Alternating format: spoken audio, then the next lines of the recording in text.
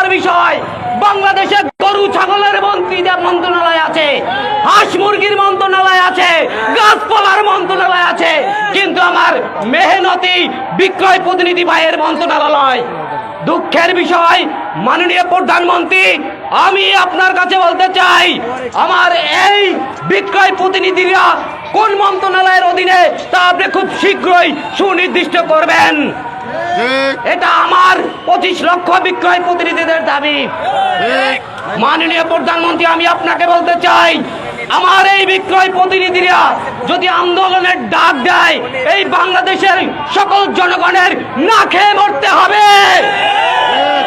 আমি বলতে চাই, বাংলাদেশের বিক্রয় প্রতিনিধিরা আজ যেহেতু মাঠে নেমেছে তাদের অধিকার আদায়ের জন্য, আমি আপনাদের উদ্দেশ্যে বলতে চাই, দাবি না আদায় পর্যন্ত, দাবি আদায় না হওয়া পর্যন্ত রাজপথ ছাড়বেন না। যদি আপনাদের জীবন দিতে হয় তাই দিবেন।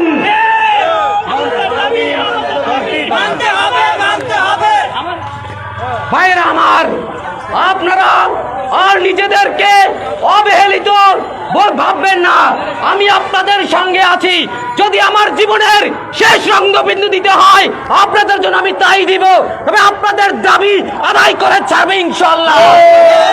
আমি আপনাদের উদ্দেশ্যে বলতে চাই, যদি কিছুদিনের ভিতরেই আপনাদের 8 দফা দাবি এবং আপনাদের চাকরিতে সুনির্দিষ্ট নীতিমালা বাস্তবায়ন করা না হয় এবং আপনারা কোন মন্ত্রণালয়ের অধীনে তা যদি নির্দিষ্ট করা না হয়, সারা বাংলাদেশে প্রত্যেক জেলায়, প্রত্যেক উপজেলায়, সারা বাংলাদেশে আপনারা অবস্থান কর্মসূচি করবেন।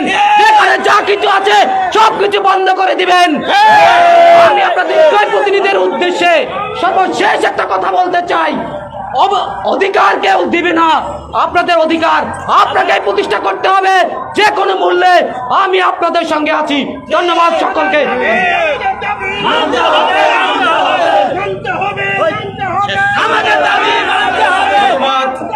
বাংলাদেশ বিক্রয় জনাব মোহাম্মদ আরিফুল হোসেন আরিফ ভাইকে অসংখ্য